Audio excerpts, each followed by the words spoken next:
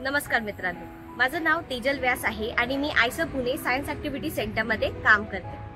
15 August आपण आपल्या भारताचा स्वातंत्र्य दिवस साजरा करतो। या वर्षी स्वातंत्र्य दिवस साजरा करण्यानिमित्त आज आपण विज्ञानाची एक मजेदार ॲक्टिव्हिटी करणार आहोत, पेपर क्रोमॅटोग्राफी। पेपर क्रोमॅटोग्राफी करून आपण आपल्या भारताचा एक सुंदरसा तिरंगा तयार करणार आहोत। तर चला बघूया ही ॲक्टिव्हिटी कशी करतात। ही ॲक्टिव्हिटी करण्यासाठी आपल्याला लागतील क्रोमॅटोग्राफी पेपर किंवा फिल्टर पेपर। जर तुमच्याकडे क्रोमॅटोग्राफी किंवा फिल्टर पेपर नसेल तर आपण ड्रॉइंग बुकचा पेपरही वापरू शकतो। आपल्याला लागेल एक पाण्याचा कप आणि केसरी रंगाचा, हिरव्या रंगाचा आणि निळ्या रंगाचा एक स्केच पेन। सगळ्यात आधी ग्लासात आपण अगदी थोडंसं पाणी घेऊया। आपण आपल्या फिल्टर पेपरवर तिन्ही रंगांच्या रेषा ओढून घेऊया। हे रेषा 1-1 सेंटीमीटरची गॅप सोडून ओढा।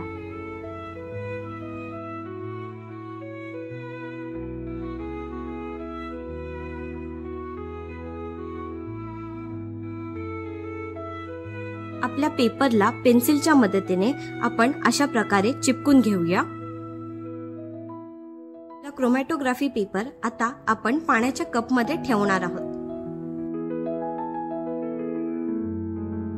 पाणी कागदात कॅपिलरी ऍक्शनमुळे वर चढतं आणि सोबत रंग वर घेऊन जातं। वेगवेगळे रंग वेगवेगळ्या गतीने जातात, त्यामुळे ते पसरतात आणि वेगळे दिसतात। या प्रक्रियेला क्रोमॅटोग्राफी म्हणतात आणि सायंटिस्ट याचा वापर मिश्रण वेगळे करण्यासाठी करतात।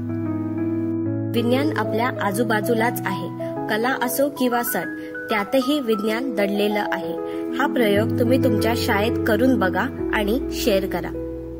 तुम्हाला सर्वांना स्वातंत्र्य दिवसाच्या हार्दिक शुभेच्छा। धन्यवाद।